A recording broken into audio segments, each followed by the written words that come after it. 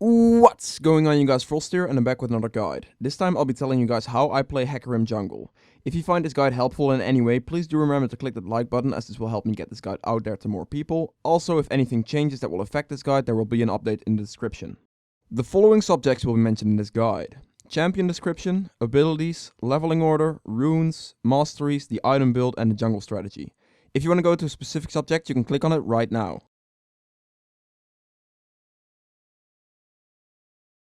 Champion description. Hecarim is a fighter/tank with very good damage. Hecarim is great at farming with really good clear speed in the jungle. Also, his early ganks are very strong if you combine your E with Ghost. If you do this, you will gain a lot of AD because of your passive, and this is gonna chunk a large amount of laners' health, generally resulting in a free kill. If you get kills with Hecarim early, it's very easy to snowball a game because Hecarim is a hyper carry. Since the faster he gets his damage, the faster he can become unkillable. If you like to play a tanky champion who deals a lot of damage and skills very well throughout the game, Hecarim is definitely the champion for you. Hecarim's abilities. His passive, Warpath. This is a self buff which makes Hecarim gain bonus attack damage equal to a percentage of his bonus movement speed. This ability makes fast boots and movement speed coins very worth it on Hecarim, since you can gain a speed as well as damage. Also, this is the reason why I take Ghost, since you can gain a large amount of damage over the period that you're ghosting. His first ability, Rampage. This is a point blank area of effect ability which doesn't interrupt Hecarim's previous orders because it has no cast time. If Hecarim damages at least one enemy unit with this attack, he gains a stack of Rampage for 8 seconds, reducing the base cooldown of this ability by 1 second. This effect can stack up to 2 times. This skill is pretty much your bread and butter. It gives you good amount of consistent damage on a very low cooldown, and you can just spam it whilst moving or auto-attacking without cancelling anything. His second ability, Spirit of Dread. Hecarim surrounds himself with the Spirit of Dread for 4 seconds, dealing magic damage per second to all enemies within its reach.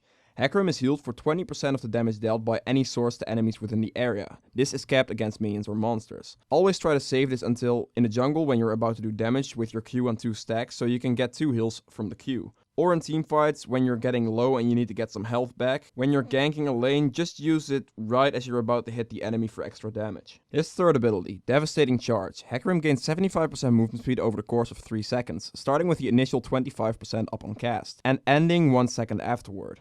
Whilst Hecarim is charging, he gains 150 extra attack range. His next attack knocks the target back, dealing physical damage based on how far Hecarim has traveled during Devastating Charge duration. You can use the skill to hop over narrow terrain to hit this target. This skill is also an auto attack reset, but don't use it as one since it goes on a long cooldown and doesn't do much. Use the skill right before you're walking into a lane when you're ganking, so it gives you time to charge it up. If you combine the skill with Ghost, the initial attack will give an insane burst damage. His fourth ability, Onslaught of Shadows. Hecarim summons spectral riders and charge forward with them in a line, dealing magic damage to enemies in their path. Enemies within range of where Hecarim stops will fear, flee in terror for 1 second. The wave of spectral riders will travel its maximum distance possible in the direction of cast, regardless of where Hecarim himself stops. This skill is generally used for either engaging teamfights in the mid to late game, or to get a solid gank off over walls so you can hit them from unexpected angles. You can charge up your third ability and then use this to get behind the enemy to knock them back into your team. Leveling these abilities. On screen right now you can see my leveling order for Hecarim jungle. I take Q on level 1 and max this first since this is your main source of damage. Then on level 2 I take W, and on level 3 I take either a second point into my Q or a point into my E depending if I want to gank or keep farming. Take Q if you keep farming and E if you're gonna gank. After maxing Q I max my E for a lower cooldown on your speed up / damage increase, and I max my W last because the duration and spell vamp don't increase if you take more points into it. And of course you take your R whenever possible. The runes. I go for 9 armor pen marks, 9 scaling armor seals, 3 scaling MR and 6 scaling CDR glyphs and 3 movement speed quints. I take the armor pen marks because flat AD doesn't do much for Hecarim since his AD scaling is pretty bad. Then I go for scaling armor because Hecarim doesn't really need flat armor to clear his jungle early, so you might as well be stronger later on in the game. Then I take CDR because this will offer me 10% CDR at level 18, which actually helps quite a bit. And I take 3 scaling MR just to still get some MR out of my rune page. And I take the movement speed quints because this is just perfect for Hecarim's kit. The Masteries. I go for 18-0-12 on Hecarim. In the Ferocity tree I take the increased spell damage since most of Hecarim's damage comes from his Q. Then I take Double-Edged Sword for the extra bit of damage it offers into the sustain because, well, the other choice isn't good on Hecarim since all his scalings suck. Then I go for Oppressor because this will make it so you can run into people, smite them to slow them, and get a massive damage increase from this combined with your passive. And then I take Armor Pen into Fervor of Battle. The reason I go for Fervor of Battle is Hecarim stacks it up so quickly, so it's pretty much a straight up damage increase on your auto attacks. Then in the resolve tree I take health regen for a bit of extra sustain, into movement speed increase for better roaming abilities plus a damage increase on Hecarim, and then I take the extra sustain into the summoner spell cooldown reduction so you can use your ghost more often to get them kills.